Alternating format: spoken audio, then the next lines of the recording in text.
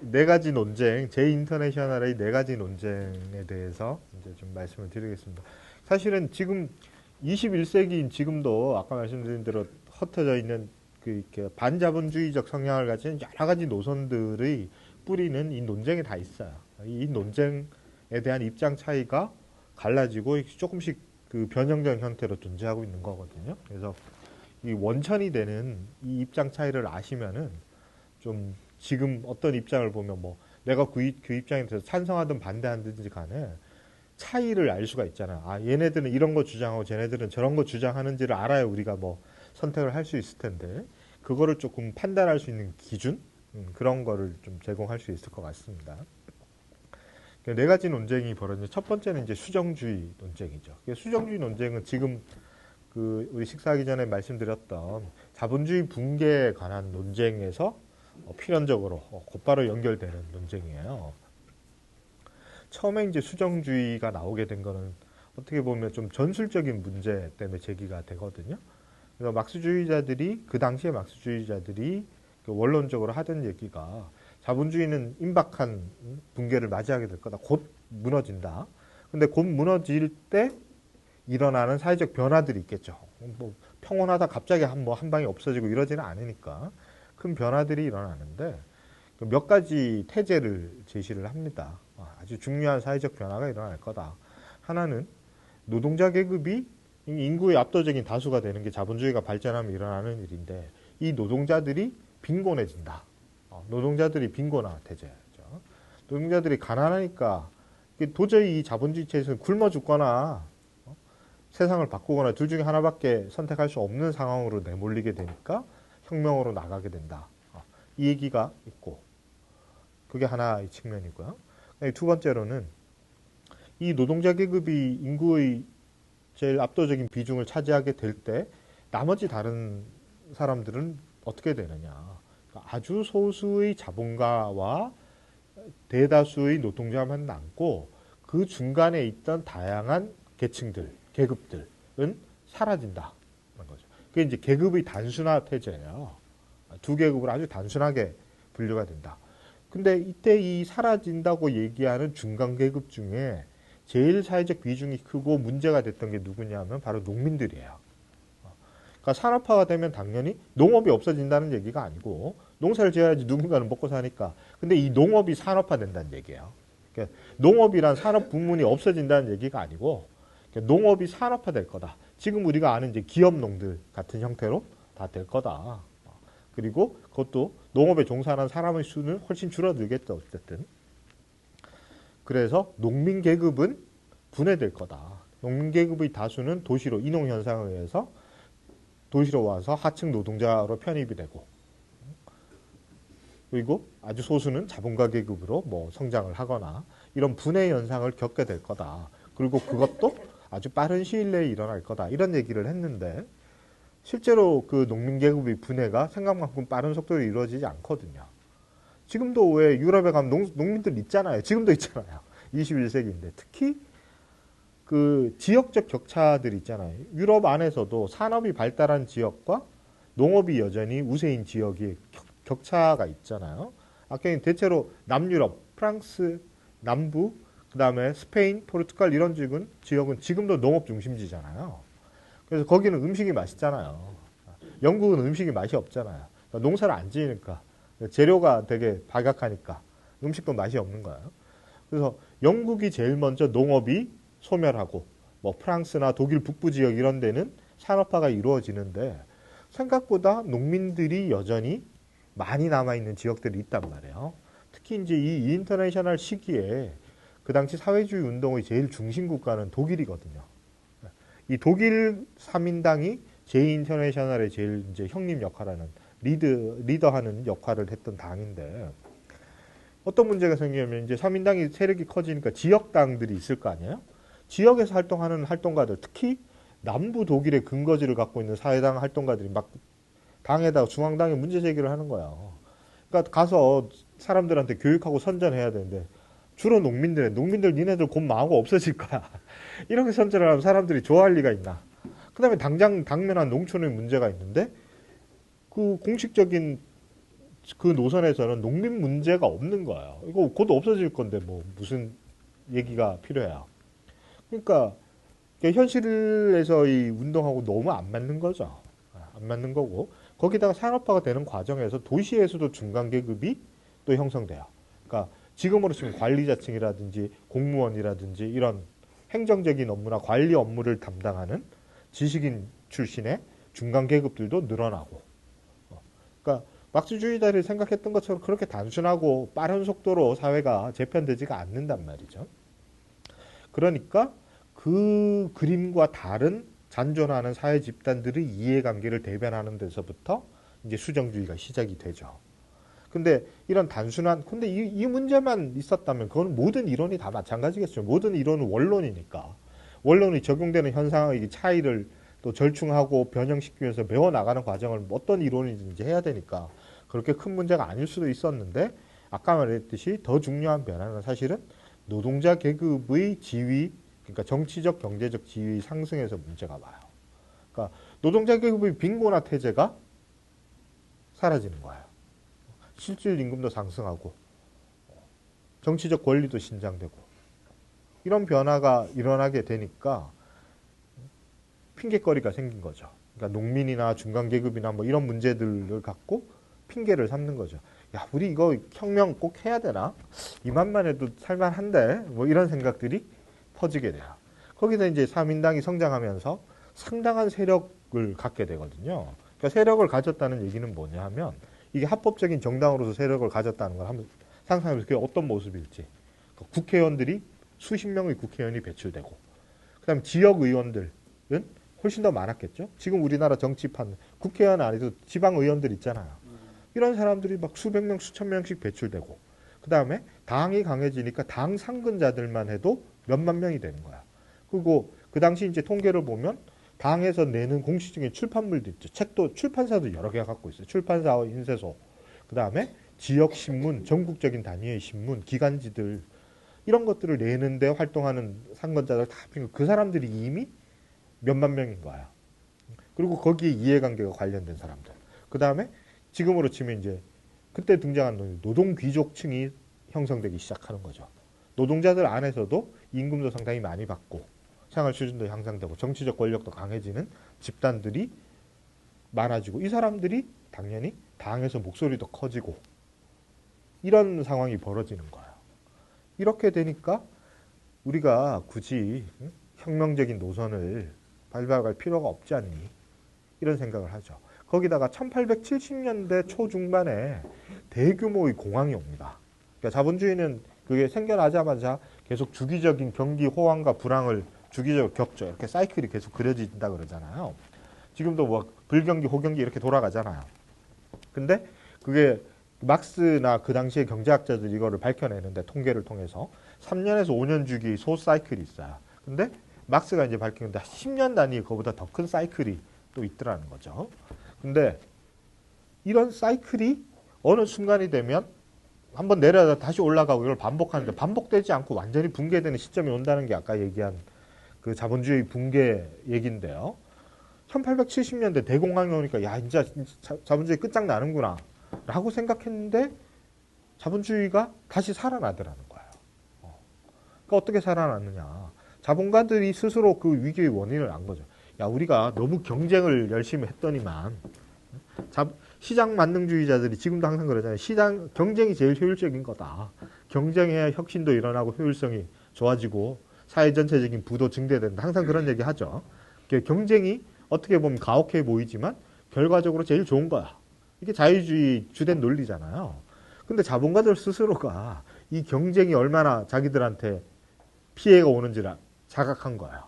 야 이거 경쟁하니까 계속 가격도 낮춰야 되고 품질도 좋게 해야 되고 남는 게 없어. 그러니까 뭘 해요? 담합을 하기 시작하죠. 그래서 담합의 구체적인 제도화가 이루어지는 거예요. 그게 트러스트, 카르텔, 신디케이트는 여러 가지 기업 연합의 방식들이 만들어지기 시작을 합니다. 그래서 이때는 이미 아주 상당히 큰 규모의 기업들이 존재하는데요. 이 대규모의 자본들이 자기들끼리 다시 담합을 해요. 그래서 그 몸집을 키웁니다. 지금의 우리나라로 치면 재벌 체제 같은 것들이 이때 본격적으로 형성이 돼요. 그리고 이 기업들이 연합되려면 주식을 서로 파고 팔거나 어쨌든 돈이 오고 가야 되잖아요. 이 대규모 산업 자본가들이 몸집을 키워서 하나로 합치는 과정에서 그 돈을 내는 금융 자본가들, 은행이 핵심적인 역할을 해요. 그래서 금융 자본과 대규모 산업 자본이 하나로 합친 독점 자본 체제가 성립이 됩니다. 그 이유는 단 하나죠. 자본주의의 위기, 그 경기 순환, 과다한 경쟁에 따른 생산의 무정부성, 이런 것들을 극복할 수 있는 가장 효과적인 수단이 몸집을 불려서 담합하는 거라는 거를 알게 된 거죠. 그래서 그게 상당히 성공적인 결과를 가져와서 자본주의가 대규모 위기를 겪었음에도 불구하고 그 이후에 다시 고도 성장을 하죠. 그리고 우리나라 지금 재벌들이 바보라서 그렇게 하는 게 아니에요.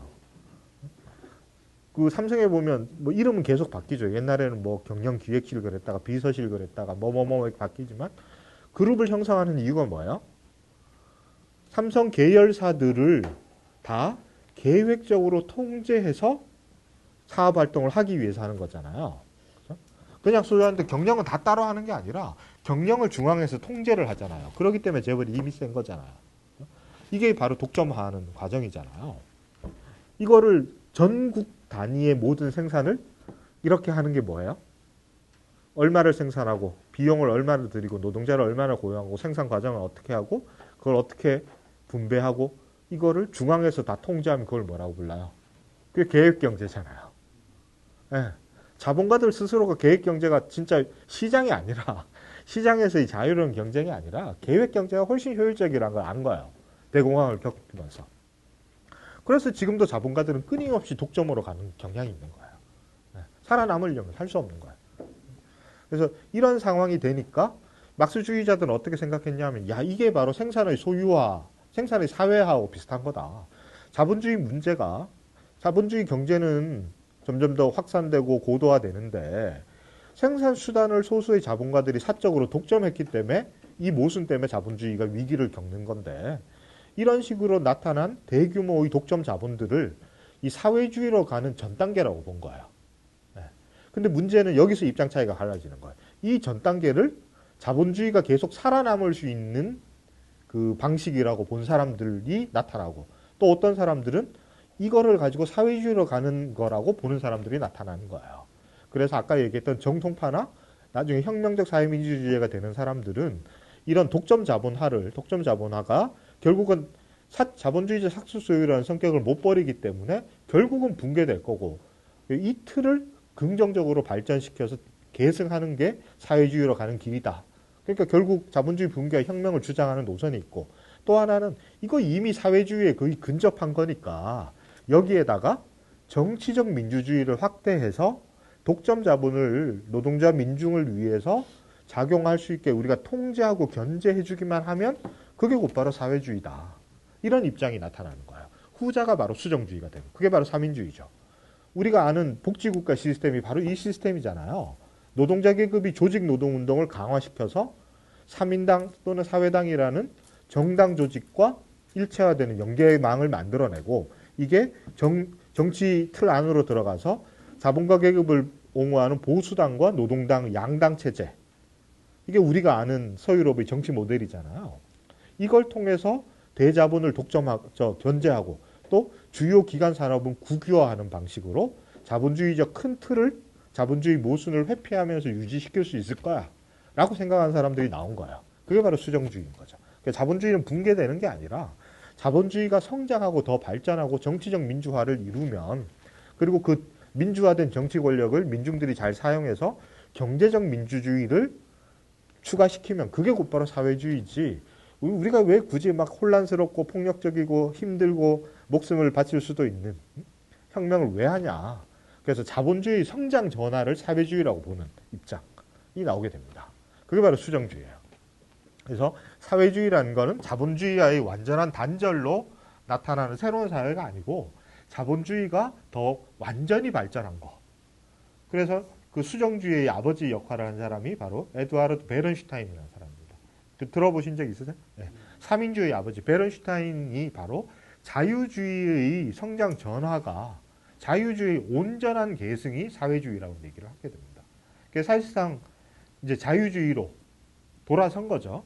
그래서 여러분 정치학 교과서 대학에서 보는 정치학 교과서에 보면 자유주의 해놓고 자유주의에 크게 두 가지 흐름이 있어요. 20세기에. 그래서 그 온전한 자유주의가 있고 사회적 자유주의라는 게 있어요. 그게 바로 사회민주주의예요. 그래서 이거는 성격이 또 나라마다 다르고 시기마다 다 다르니까 딱 잘라서 뭐라고 얘기하기는 힘들지만 결국 결과적으로 사민주의로 발전하는 수정주의는 결국 자본주의 체제라는 큰 틀은 유지하되 이 안에서 사회주의적 요소를 양적으로 확대시키는 것을 대안으로 제시를 하게 되죠. 그리고 그게 설득력 있는 상황이 서울에서 벌어졌다는 거야. 19세기 후반에. 그 설득력 있는 상황이라는 거 아까 얘기한 대로 자본주의 경제가 어쨌든 독점 자본이 형성되면서 위기를 극복하고 노동자 계급의 경제적 지위, 정치적 지위가 향상되고 민주주의도 확대되고 이런 상황이 온 거야.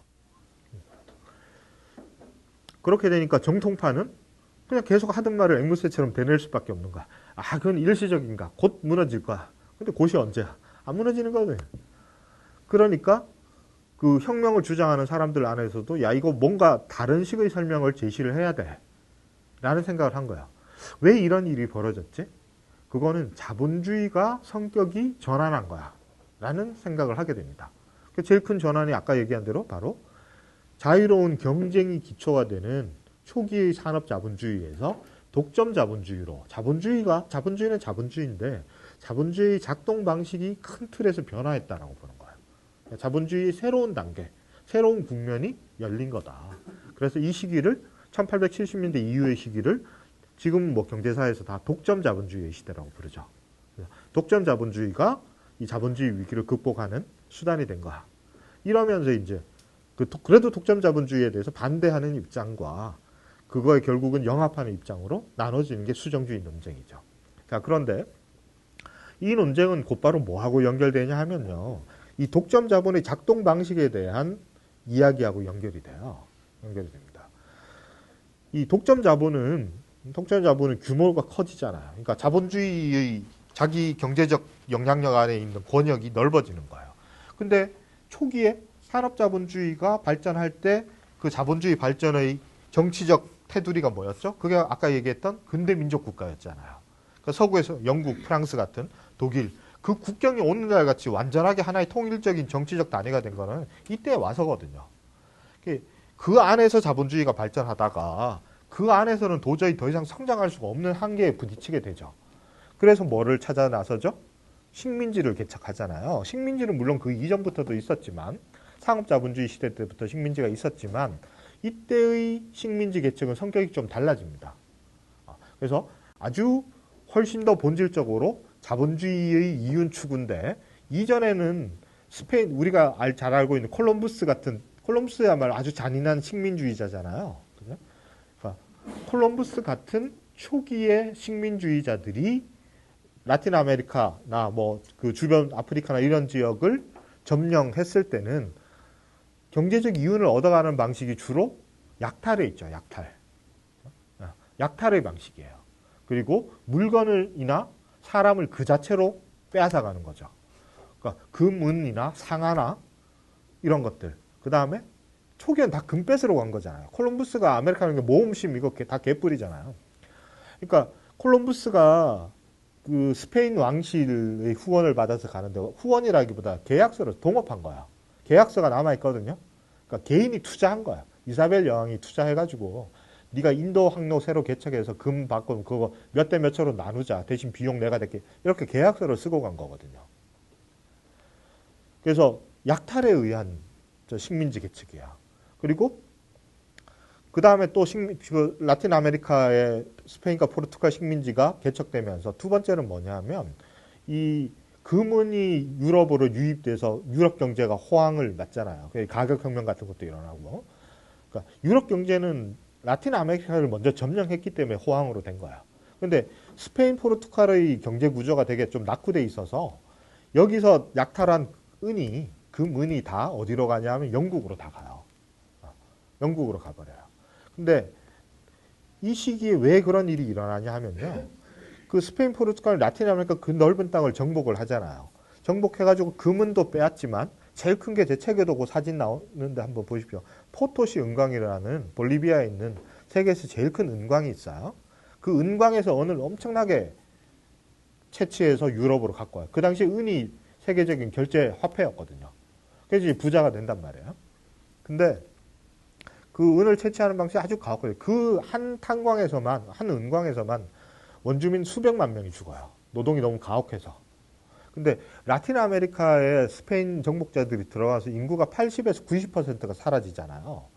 그러니까 제일 큰 원인이 자기들이 학살하고 뭐 노동을 가혹하게 해서 죽이고 이런 것도 있지만 사실 제일 큰 원인은 전염병이에요. 그러니까 그 당시 원주민들이 저항력이 없는 상태에서 유럽에서 가져간 병균이 퍼지면서 그러니까 전쟁을 해서가 아니고 인구가 다 죽어 있었어요. 이미. 전염병이 너무 빨리 퍼져서. 근데 문제는 얘네들이 점령한 다음에 라틴 아메리카에 있는 토속 그 농산물 중에 기호식품을 찾아내잖아요. 담배, 뭐 커피 뭐 이런 것들을 유럽에 팔기 시작하는데 이게 돈이 되는 걸 알잖아요. 그래서 뭐를 만들죠? 플랜테이션이라는 걸 만들어요. 대규모 농장을 숲을 다 태워버리고 대규모 농장에서 돈 되는 황금 작물들을 재배하기 시작하죠. 그래서 여러 가지 우리 먹는 데는 반찬도 있어야 되고 주곡도 있어야 되고 여러 가지 농산물이 사실 필요하잖아요. 그래서 자급자족의 농법은 원래 다양한 품종을 기를 수밖에 없어요.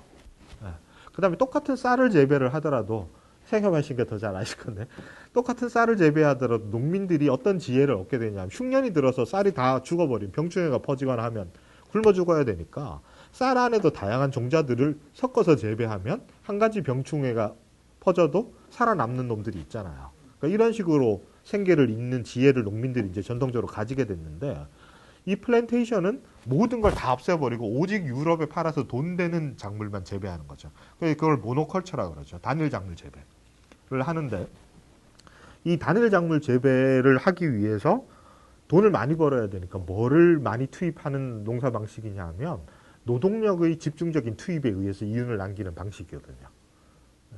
그래서 이 플랜테이션 내 농사가 노동 강도가 엄청나게 높아요. 우리 아는 이제 그 플랜테이션이 대표적인 게 남북전쟁인데 미국 남부의 목화 농장 그거잖아요.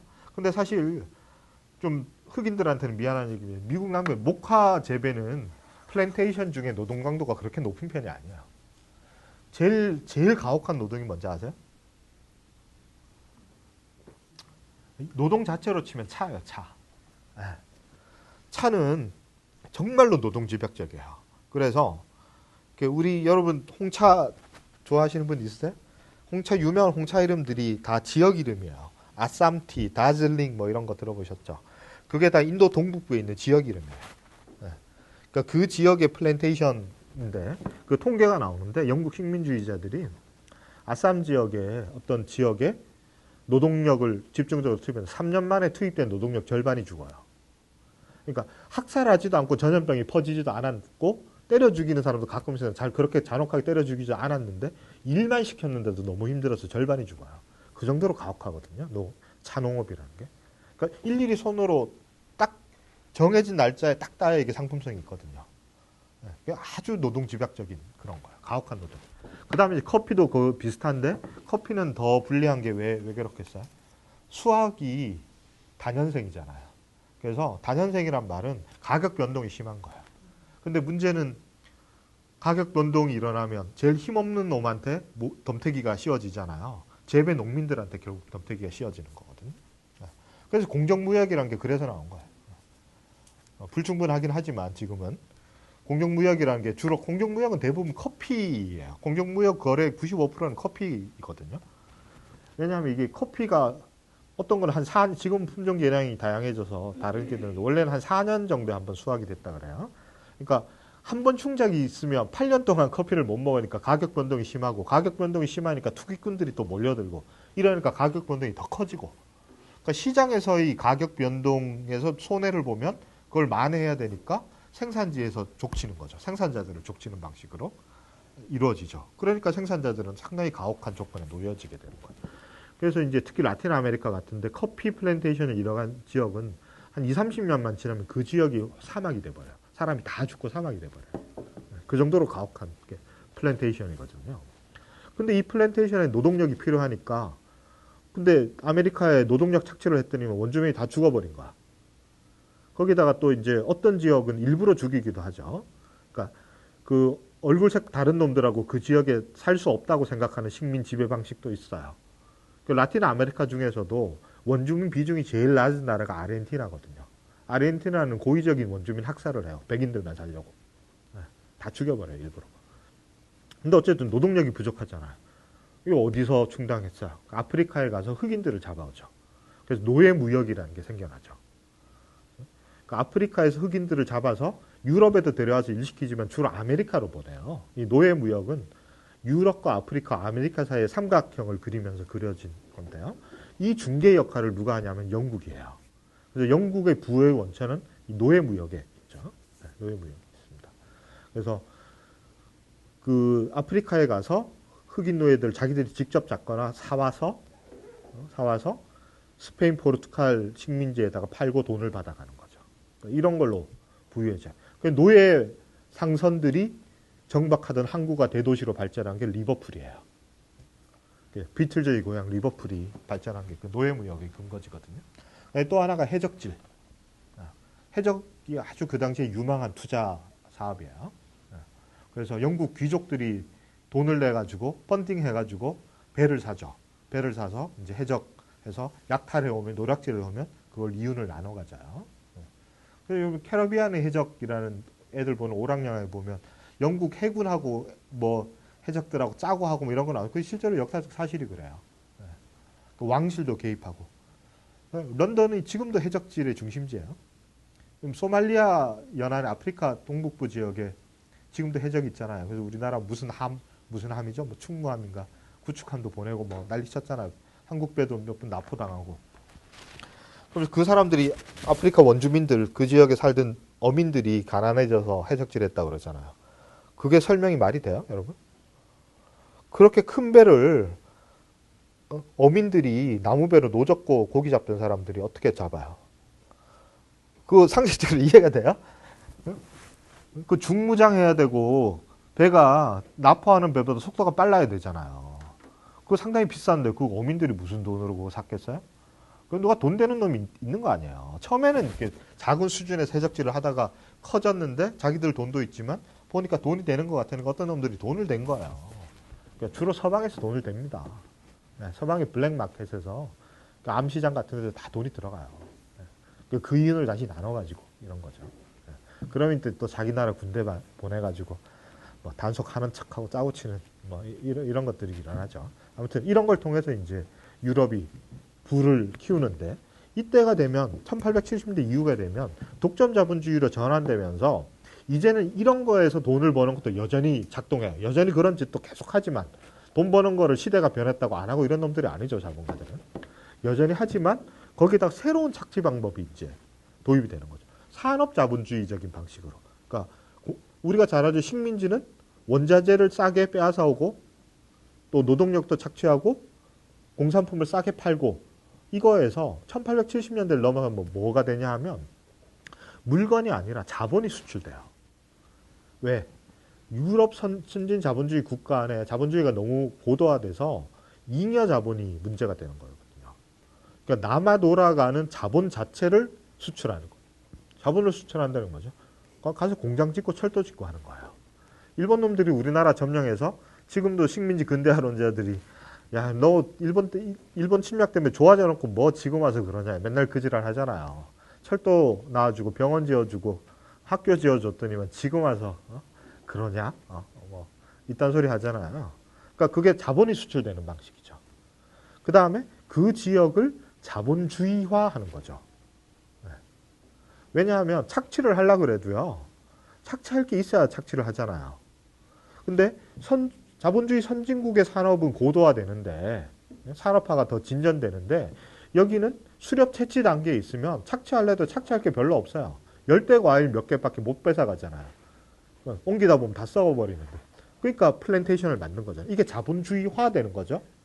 똑같이 농사를 하더라도 농사의 방식이 자본주의적인 방식으로 전환되는 거예요. 네. 플랜테이션에 투입되는 돈이 선진국에서 넘어간 자본이잖아요. 이런 식으로 자본이 수출되는 거예요. 그러니까 이런 식의 식민지 개척이 본격화되는 거죠. 근데 이것도 불과 1, 20년 만에 포화 상태에 이르게 돼요. 그래서 처음에는 비자본주의적인 지구상의 나머지 부분을 자본주의 영역으로 편입시키는 움직임이 있다가 그것이 진행되면서 동시에 제국주의 국가들 사이에서 남의 식민지를 빼앗아오는 투쟁으로 곧바로 변화하죠. 그리고 이제 식민지 분할과 재분할이라고 부르는데요. 그러니까 비자본주의 영역을 제국주의 나라 몇 개들이 나눠 갖는 걸 이제 분할하다가 더 이상 분할할 게 없어질 것 같으니까 또 남의 게 더 좋아 보이면 그걸 빼앗기 시작하죠. 근데 빼앗는 방식이 순수하게 진짜 애들 땅 따먹기 하듯이 그렇게 빼앗지가 않을 거 아니에요. 주로 어떤 방식으로 빼앗을 수밖에 없겠어요? 결국 전쟁이 일어나죠.